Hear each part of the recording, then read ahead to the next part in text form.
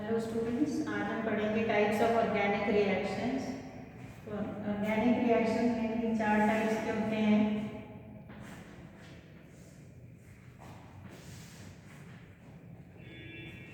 Substitution,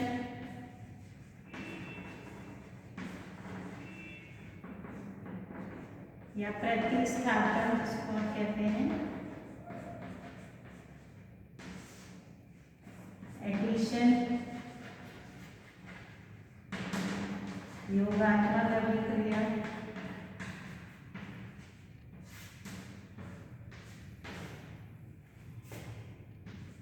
elimination,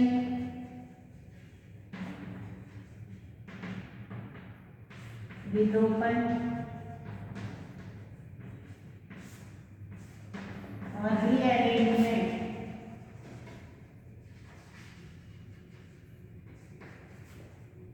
पुनर्विन्यास।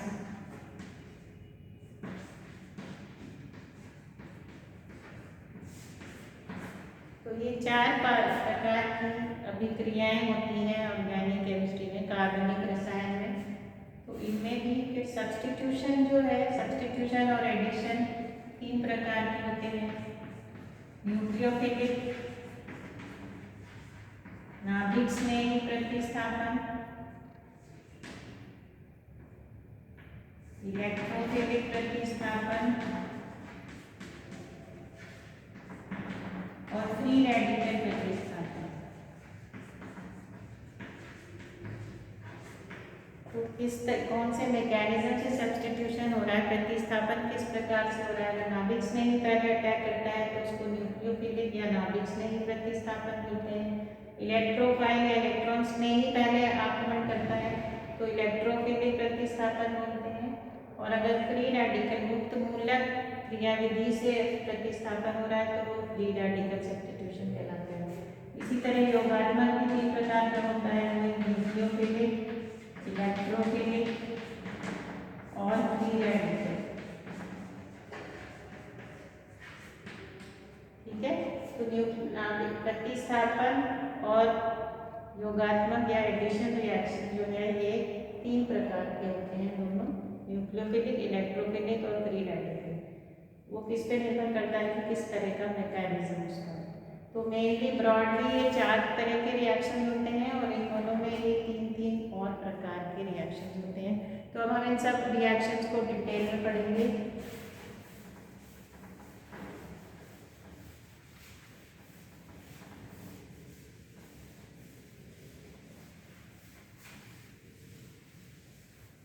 सबसे पहले हम लेते हैं नाभिक स्नेही, न्यूक्लियोफिलिक सब्स्टिट्यूशन।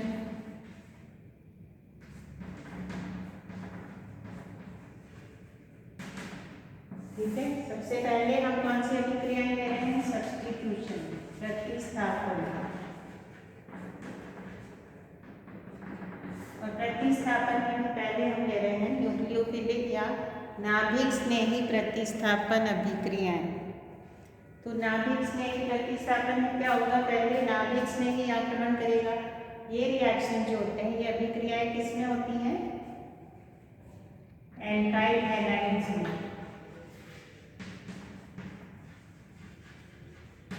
एल्काइल हैलाइड्स में RH प्लस OH माइनस का करेंगे तो ROH बन जाता है और X माइनस। ठीक है, तो X की जगह OH आयन आ जाता है। यहाँ रिएक्टेंट में आपके पास RH है और X की जगह OH प्रतिस्थापित हो गया। तो किस तरह की अभिक्रियाएं हैं? AB प्लस XY, तो A के साथ X आ जाता है, B के साथ। तो कोई एक ग्रुप जो है, एक समूह दूसरे समूह से प्रतिस्थापित हो जाता है। तो ये एल्काइल हैलाइड्स में इस तरह की अभिक्रिया होती है। ठीक है, अब एल्काइल हैलाइड्स में भी जो सब्स्टिट्यूशन रिएक्शन होते हैं या जो नाभिक स्नेही प्रतिस्थापन अभिक्रियाएं होती हैं, ये भी दो प्रकार की होती हैं, SN1 और SN2, ये आपने पढ़ा होगा। ठीक है, नाभिक स्नेही प्रतिस्थापन अभिक्रियाएं दो प्रकार की होती हैं, SN1 और SN2। तो इन दोनों में क्या डिफरेंस है? पहले हम लेंगे SN1 अभिक्रिया। SN1 किसमें होता है? टर्शरी एल्काइल हैलाइड्स में। तृतीयक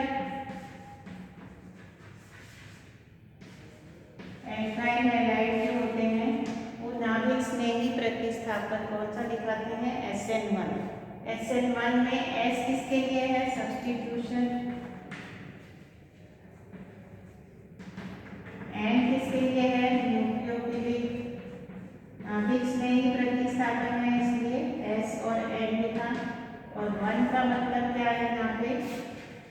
यूनिमॉलिक्यूलर, एक आणवीय। इसका क्या मतलब है? ये अभी हम इसके मैकेनिज्म से हमको समझ में आ जाएगा कि इसको SN1 क्यों बोलते हैं। ठीक है, तो कोई भी आप टर्शरी एल्काइल हैलाइड ले लो, जैसे हमने ले लिया CH3, टर्शरी ब्यूटाइल क्लोराइड। तो इसमें क्या होगा? जब इसकी आप अभिक्रिया जल से कराते हैं तो क्या बनता है? टर्शरी ब्यूटाइल अल्कोहल बन जाता है प्लस HX में। ठीक है, तो Cl की जगह क्या प्रतिस्थापित हो गया? OH। ठीक है, तो ये अभिक्रिया जो है ये 2 स्टेप्स में होती है। पहली स्टेप होती है इसमें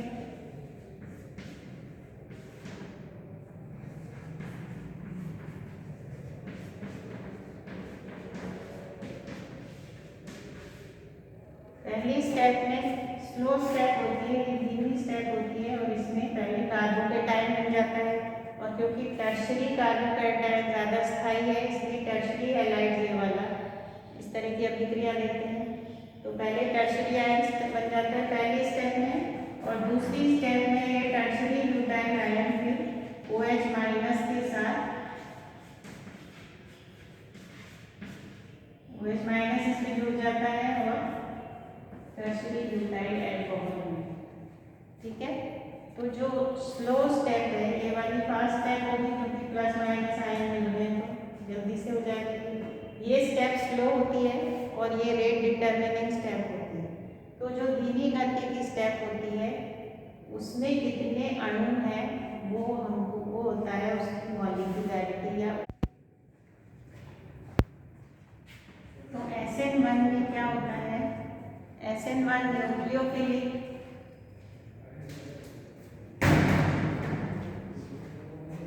SN1 यूनिमॉलिक्यूलर न्यूक्लियोफिलिक सब्स्टिट्यूशन है।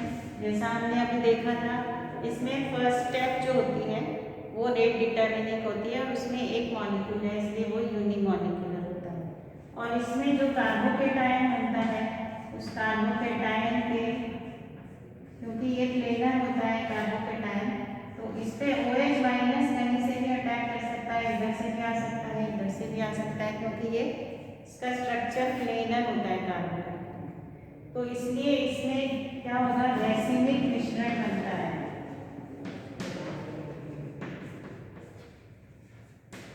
रैसिमीकरण हो जाता है। इसका मतलब जो आपका एल्काइल हैलाइड है वो अगर प्लस वाला है तो उसकी स्टीरियोकेमिस्ट्री या तेवरीन विन्यास उसका वो वाला भी हो सकता है और दूसरा भी हो सकता है, प्लस वाला भी हो सकता है, माइनस भी हो सकता है। तो Bl या प्लस माइनस वाले मिश्रण जो है दोनों का मिश्रण बनता है इसमें।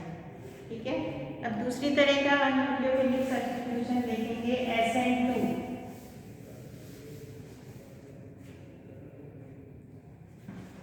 SN2 में क्या होगा? जैसा इसके नाम से पता चल रहा है ये भी नाभिक स्नेही प्रतिस्थापन है, लेकिन 2 है इसका मतलब क्या हुआ? ये बाइमॉलिक्यूलर न्यूक्लियोफिलिक सब्स्टिट्यूशन। ठीक है, द्विअणु नाभिक स्नेही प्रतिस्थापन अभिक्रिया ये किसमें होती है? प्राइमरी एल्काइल हैलाइड्स में होता है।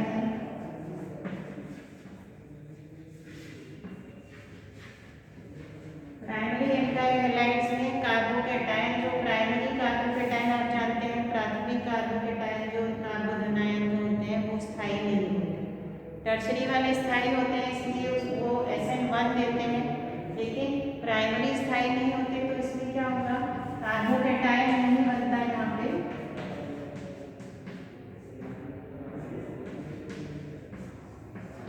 ये इसका एग्जाम्पल है इथाइल अल्कोहल बनेगा यहाँ पे और ये भी आ गया। तो इसमें क्या, इसमें इसका मैकेनिज्म किस तरह का होगा, CH3 एक ही स्टेप में इसमें ब्रोमीन निकल जाएगा और OH माइनस ऐड हो जाएगा। तो एक ही स्टेप होती है इसमें, एक ही स्टेप में दो अणु हो गए, तो इसलिए ये द्विअणु है। तो इसमें कैसे होगा, OH थोड़ा जुड़ना शुरू हो जाता है और Br निकलना शुरू हो जाता है। तो इस तरह की संक्रमण अवस्था होती है।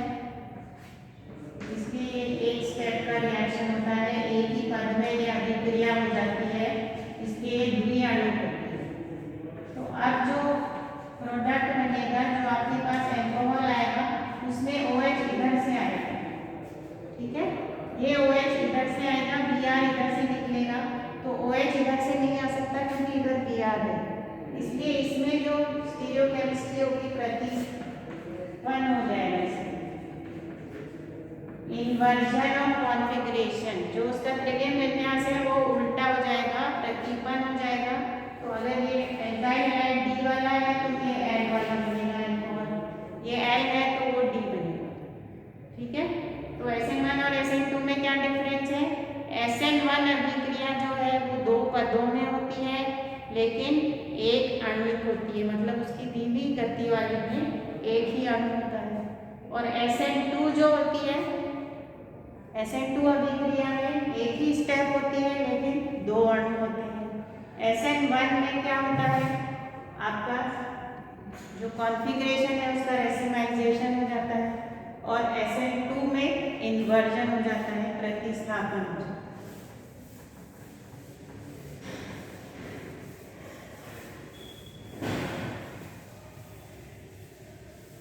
तीसरे तरह की प्रतिस्थापन अभिक्रिया है फ्री रेडिकल सब्स्टिट्यूशन।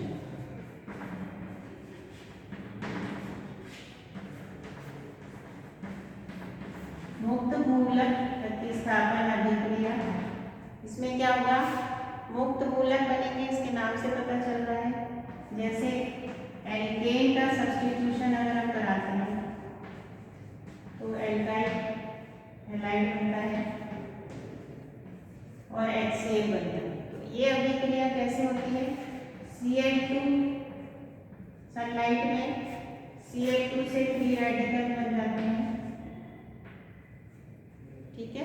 अब इसको हम बोलते हैं चेन इनिशिएशन रिएक्शन। तो इसमें क्या होता है, चेन रिएक्शन बोलते हैं इसको, और इसमें चेन की शुरुआत इससे होती है, Cl2 से दो फ्री रेडिकल बन जाते हैं क्लोरीन के, फिर एल्केन इससे रिएक्ट करेगा तो क्या होगा,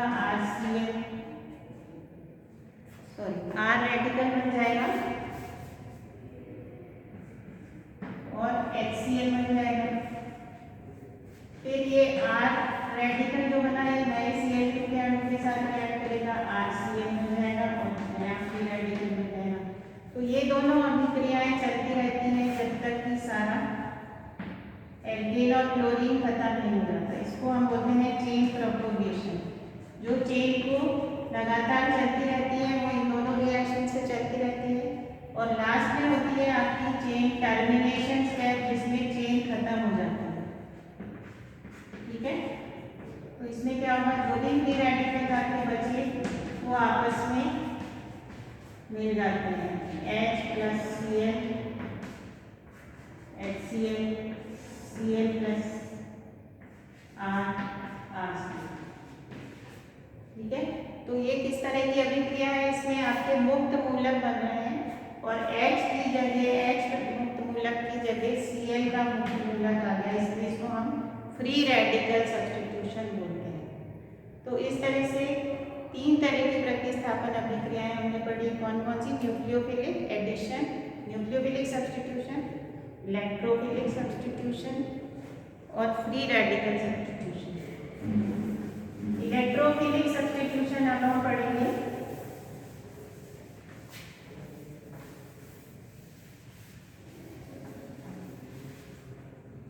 इलेक्ट्रोफिलिक सब्स्टिट्यूशन किसमें होता है,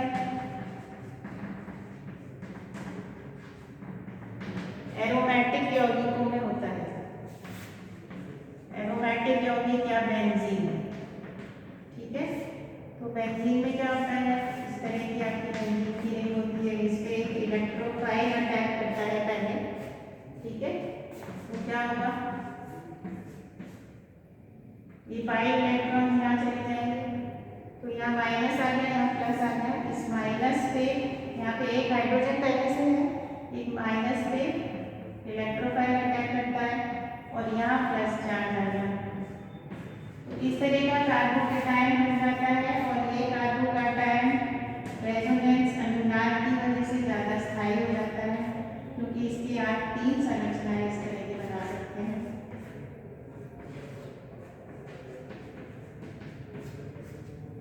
ठीक है, इन तीनों को हम इस तरह से लिख सकते हैं।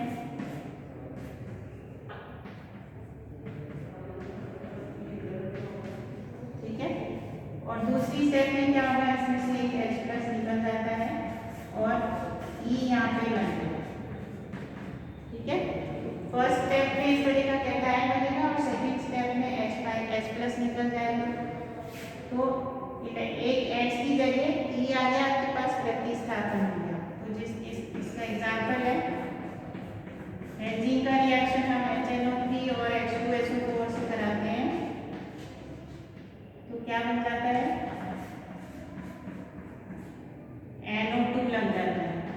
ठीक है, एक H की जगह NO2 लग जाता है, क्योंकि HNO3 और H2SO4 मिलके NO2 प्लस नाइट्रोनियम आयन इसको हम बोलते हैं, ये इलेक्ट्रोफाइल बनता है और ये इलेक्ट्रोफाइल इस तरह की अभिक्रिया से, इस तरह की क्रिया विधि से इस पर अटैक करेगा और नाइट्रोबेंजीन बन जाता है। तो इस तरह से हमने आज 3 तरह के प्रतिस्थापन पढ़े, कौन से, न्यूक्लियोफिलिक, इलेक्ट्रोफिलिक और फ्री रेडिकल। अब एडिशन रिएक्शन हम नेक्स्ट वीडियो में पढ़ेंगे।